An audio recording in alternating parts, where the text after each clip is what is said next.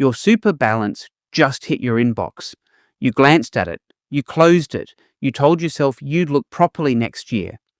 But here's what nobody told you. The average 50-year-old Australian man has about $224,000 in super. The average woman has about $169,000. That sounds like a lot until you hear what ASFA says you actually need for a comfortable retirement. $595,000 if you're single. $690,000 for a couple. That gap? That's not a shortfall, that's a financial trapdoor that most middle-class Australians don't even know is open beneath their feet. And the kicker? You're probably making one decision right now, one thing you think is the smart, safe, responsible move that is quietly making that gap wider every single day. Want to know what it is? Here's what most Australians believe. If you earn good money, pay your mortgage, and don't blow it on stupid stuff, you'll be fine.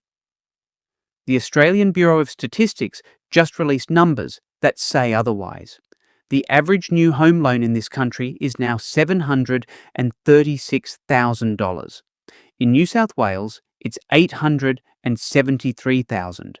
At an average variable rate of 6.42%, that's over $5,400 a month just to service the debt in Sydney. Meanwhile, the average full-time salary is hovering around $100,000. Do the rough math in your head. That mortgage eats more than half your take-home pay before you buy a single grocery item. And here's the part that should make you quietly furious. Nobody taught you that the middle class doesn't fail because they earn too little. They fail because they make the same three mistakes with their mortgage, their super, and their tax that every other middle-class Australian makes. And the system is designed to let you keep making them.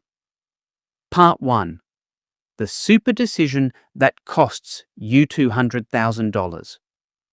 Let's talk about the money you can't touch until you're 67. The money that most Australians treat like a mysterious black box they'll figure out later. The Association of Superannuation.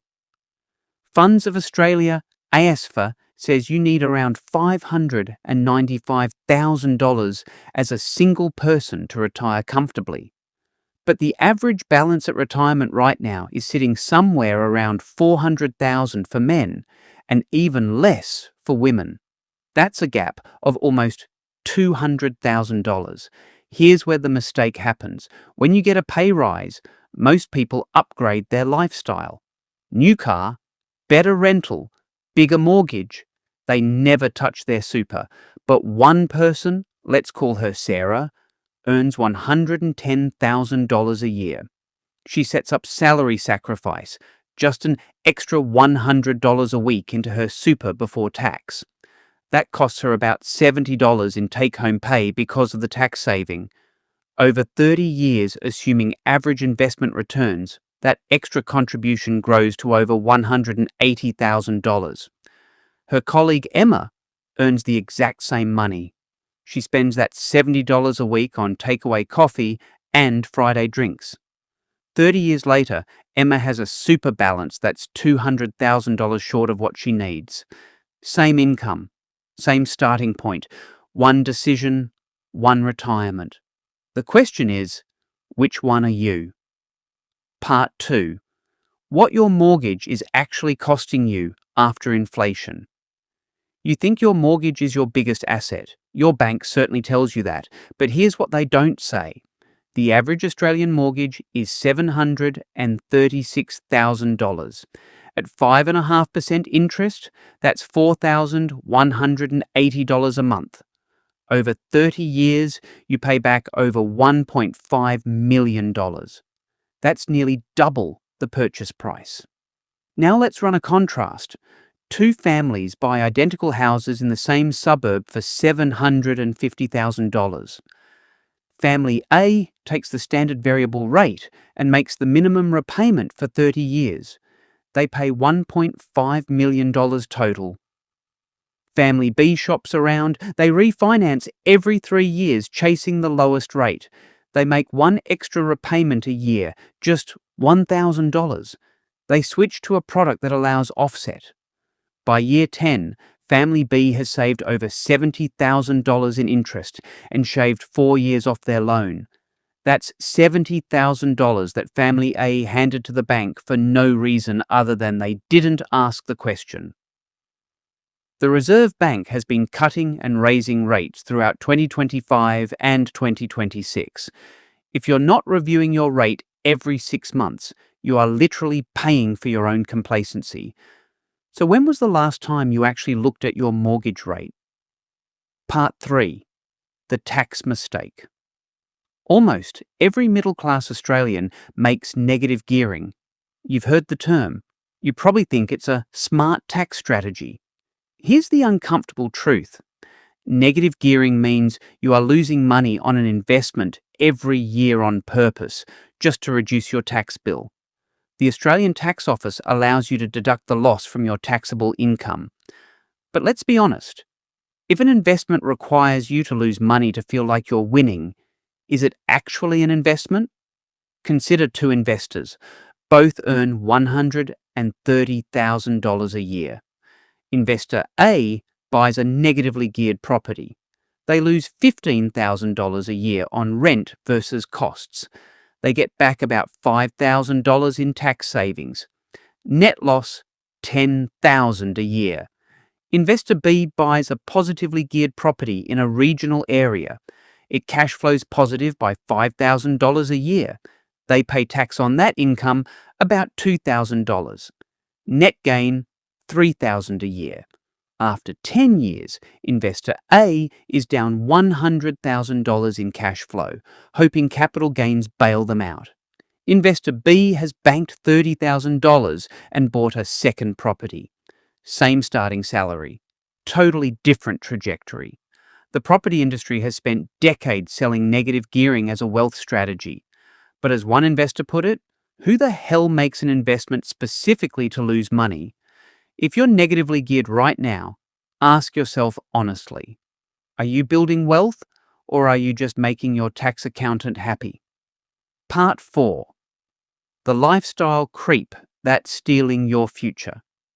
You got a pay rise. Congratulations, you deserve it.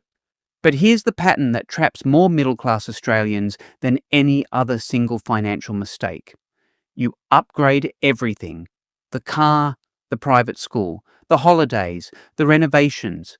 Your income goes up, but your savings rate stays exactly the same, or worse, goes down. A study of Australian households found that families earning between $150,000 and $250,000 are reporting the same financial stress as families earning half that amount. How is that possible? Because lifestyle creep is a thief that doesn't announce itself. It arrives in small increments. A $5 coffee becomes a $7 coffee. A 2-bedroom rental becomes a 4-bedroom mortgage. A used Corolla becomes a new SUV on a novated lease.